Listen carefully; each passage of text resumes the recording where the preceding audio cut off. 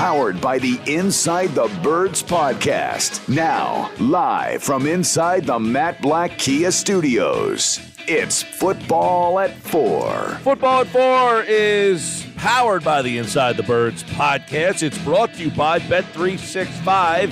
Whatever the sport, whatever the moment, it's never ordinary at Bet365. Adam Caplan is co-host of the Inside the Birds podcast. You can find it on any podcasting platform or on their YouTube channel. Just search Inside the Birds. Adam Caplan is in the house as the Eagles have the Monday night football game. So a little long break here between Thursday night to Monday night, Adam, but plenty of things to dive into on this Tuesday. How are you? Well, I hope you're doing well and all your listeners. Yeah, it's such an odd schedule. I don't know offhand if the Eagles have had this before where they play Thursday, not till the following Monday. But look, when you're one of the elite teams in the National Football League, you're certainly going to play in prime time. And we know the Eagles have, 5 this year? So, just 3 1 o'clocks. Just 3 1 o'clocks. Yeah, I know, just 3 1s. And then, Mike, because of the flex scheduling, they could actually be flexed into another primetime game. I actually asked the league about that months ago when the schedule came out, and they said, yep, they could. And it just depends on how the teams are doing and what they think nationally people want to see and what the networks think. So, but anyway, yeah. So it's kind of a weird deal. So they don't really practice in earnest until Thursday. They have a light workout before this week before they practice Thursday. So.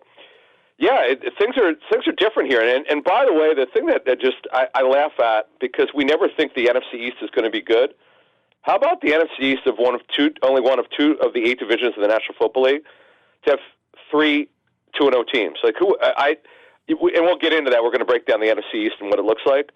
But that's not kind of what I thought coming in. I thought the NFC East would be a bad division, and so far, I mean, look, the teams they've got 3 teams undefeated. Well, they do have a difficult schedule, these NFC East teams. They play the AFC East this year, so that's a tough cross one there. And by the way, I do like the early season primetime games, Adam, because the weather's so nice on a Sunday, it doesn't lock me into watching a game on a Sunday afternoon. These games at night, then on Sunday, you got to, so if you're going to have a primetime game, I'm going to ask for them early in the season moving forward. I like these. Yeah. Now off of that, and I agree because I was able to get some stuff done on. I was actually able to play tennis on Sunday morning. But the one issue that I have is so last night we had a doubleheader, right? I would like to see a doubleheader when the games actually mean something in week 15, 16, 17, where I'm glued. I'm not glued to see the Saints and Panthers. I'm sorry, in week number 2. I'm just not. I'm not. Now the Pittsburgh game, that might be the NFL's best division. These two teams are real rivals. Now, unfortunately, we had the Nick Chubb injury, which ends the season. It's sad for him, and this might be it for him with the Browns. But that I get. But I'd really rather see late in the season, Mike, a doubleheader. I don't know why we need to see it this early. I think you're going to get that. I think you're going to see ESPN and ABC start to go down that road where they're going to do more of these 2 Monday Night Football games. That's just my thought. I don't love them both at the same time like they did last night. I know they staggered them by an hour, but I do think you're going to see it morph more into 2 Monday Night Football games. Do you agree? Yeah, yes. It's all what the networks want because they're paying so much money, and obviously Amazon too. And it's funny. So I don't know what you or your listeners did last night. So what I did was I was watching the Cleveland-Pittsburgh game, and then what I would do is I would watch. There's a ticker that reporters get. We could watch. We could see kind of how the game is progressing. The other game. So if I thought there was a good play, because I would on my DVR, you could go back and forth and just rewind the other game. That's what I was doing. If there was a good play in the New Orleans-Carolina game, I was going back. So that's kind of how I navigated between the two because, as you said, they staggered each game by an hour.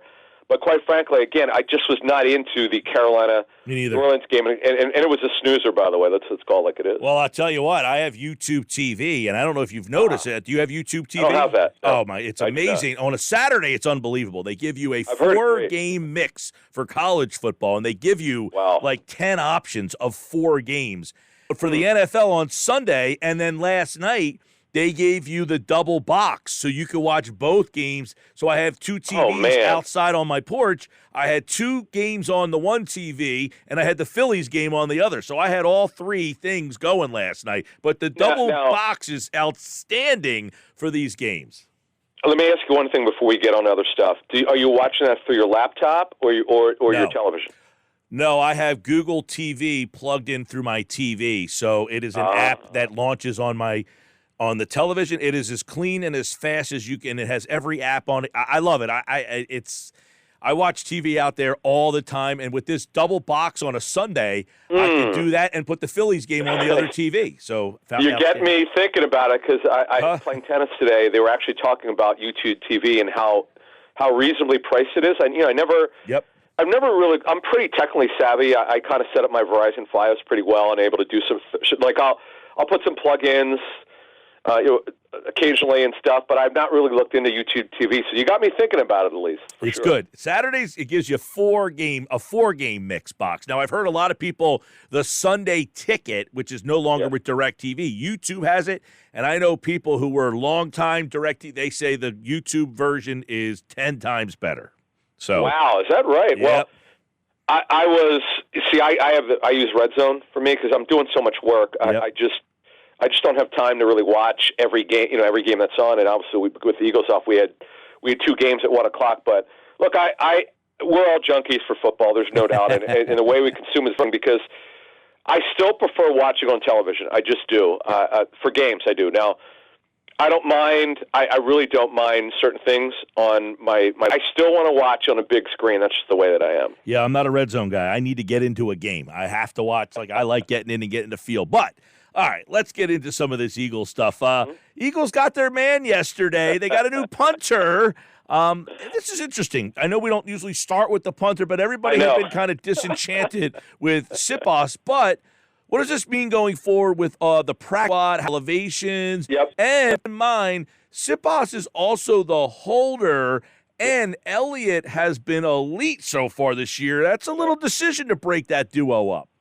Mike, I got to tell you, as long as I'm doing reporting and putting scoops on Twitter, so I just want to put the story out there, and I knew this. Look, I follow social media well enough that I know that the Eagle fans they wanted Aaron Siposs gone. I get that.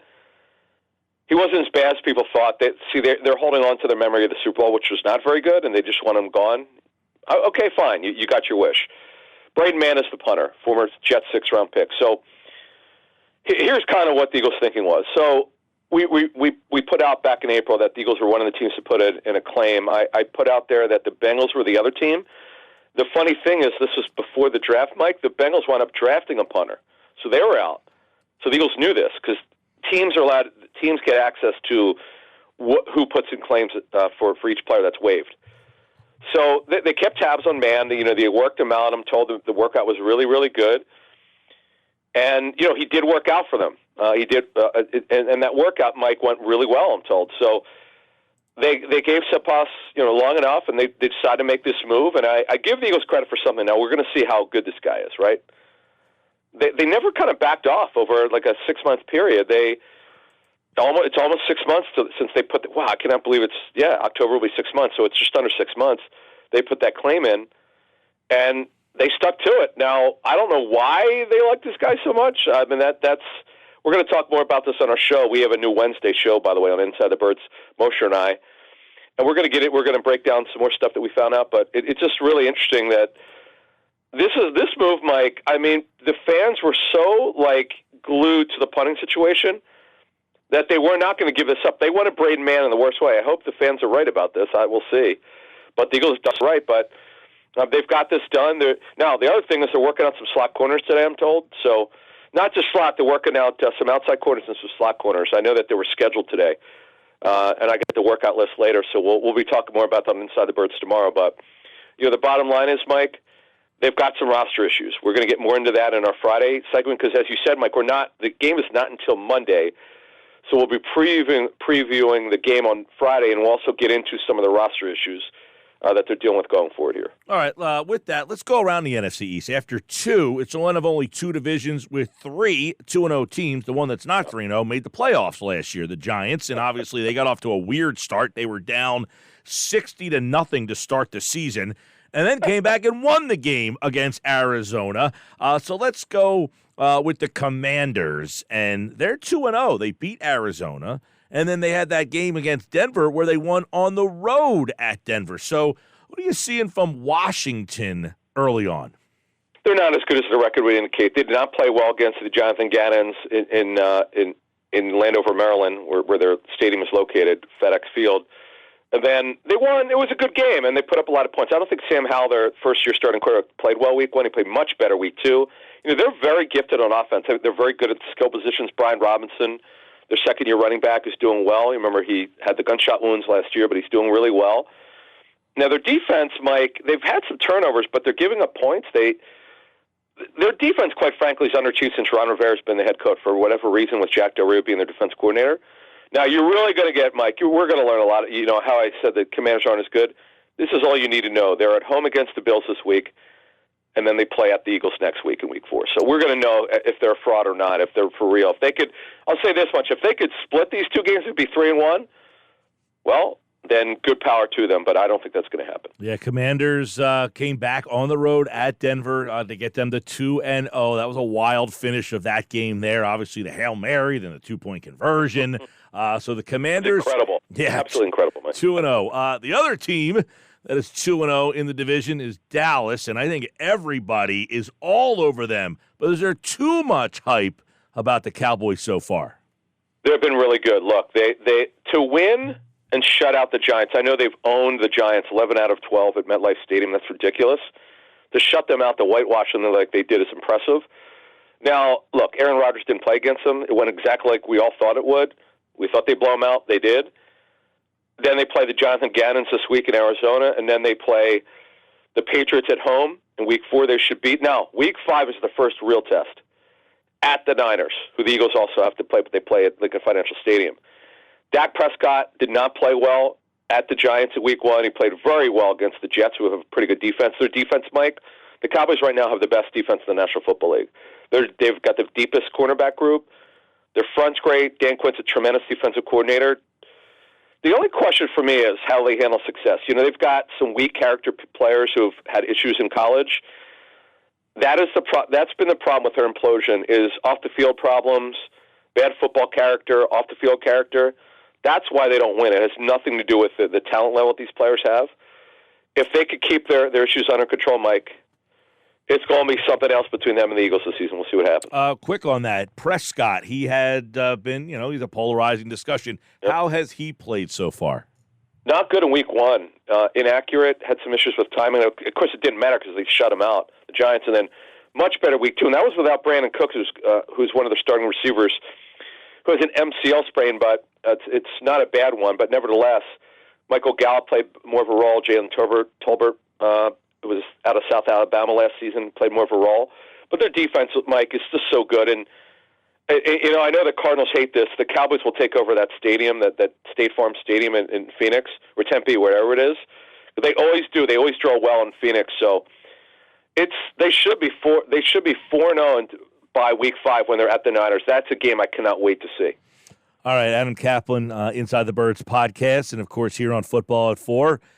Giants, obviously, we talked about it. They were down 60-0 through the first 6 quarters, and somehow are 1-1. They got blown out by Dallas. They were getting bombed by Arizona, and then came back and won that game. So, evaluate what we've seen from the Giants through 2 weeks. It just, look, their offensive line was horrendous in week 1. Anthony Thomas, their left tackle, has a hamstring injury. He didn't play in week 2. It showed, but I give him such credit. Daniel Jones hung in there. They're down 21-0 at halftime, and just came back. And he's great running the football. Daniel Jones, he did a great job. I just cannot believe, and their defense has been really bad. That's surprising. Their offensive line, they have depth, but they're not very talented, other than Thomas, the left tackle. I give them credit. Now they're not going home. They're staying out west. They play the Niners this week. They actually play Thursday night in Santa Clara. I can't imagine they're going to win. And the Niners have some injury problems, but the Giants have Barkley's not going to play this week. Though I am told it was never going to be 3. It may wind up being 3 weeks, but the Giants don't think it's 3 weeks. They think he's got a chance to come back before 3 weeks. It's a low ankle sprain for Barkley, so it's not as bad as people have feared. They got to get Andrew Thomas, their left tackle, back. That's a problem. They don't have a good backup left tackle. And their defense, Mike, I just cannot believe how bad their defense has been. This is surprising me. They have better talent than they had last season. I don't know what the issue is, but they're not executing well. Yeah, the NFC East, by the way, is 50-24-2 since the start of last season. Pretty darn good. Wow, is that right? There you go. There's a little number for you there, Adam Caplan. The next closest division, the AFC North, is 42-33. Stunning. Yeah, so the NFC East. It's not the NFC East, Mike. No, and not only do they have tough, cross-division games, they got tough in-division games. So this NFC East is going to be a battle. And I just kind of get your opinion on this with Dallas being as good as they are and just the way this. How important, last year, Philadelphia got that number 1 seed. How important is to win the division for these teams if they want to realistically get to a Super Bowl? Well, you obviously want to host the first game. And remember, there's only, with the new 17-game schedule in 18 weeks, there's only 1 bye per conference instead of 2. It's just really important to be at home if you can, and the Eagles have a good home field advantage. You know what, though? People don't really realize Sirianni, since he's been the head coach, over the past 2 seasons, the Eagles are top 3 in the National Football League with road record. That surprises me with the new head coach. That I don't really have a great answer for it. But, man, that tells you how mentally tough the Eagles are on the road and how mature they are. That's really important, and especially if they don't win the division, which means they can't have a first-round home game. That to me, is important, so that's something we'll be tracking this season. Yeah, I think that is going to be an interesting storyline because, obviously, the Eagles and Cowboys play early this year in Week 9, so that's going to be a really big game, and then they don't play again until late in the season. So those 2 games may shape who gets that number 1 seed. And don't forget San Francisco. They're in the mix as well. Should be fun. Adam Caplan, Inside the Birds podcast. And, of course, you can check that out on all podcasting platforms or check out the YouTube channel. Just search Inside the Birds. And, of course, Adam's back on Friday right here on Football at 4. Adam, thanks so much, man. Thank you. Adam Caplan is back on Friday's show.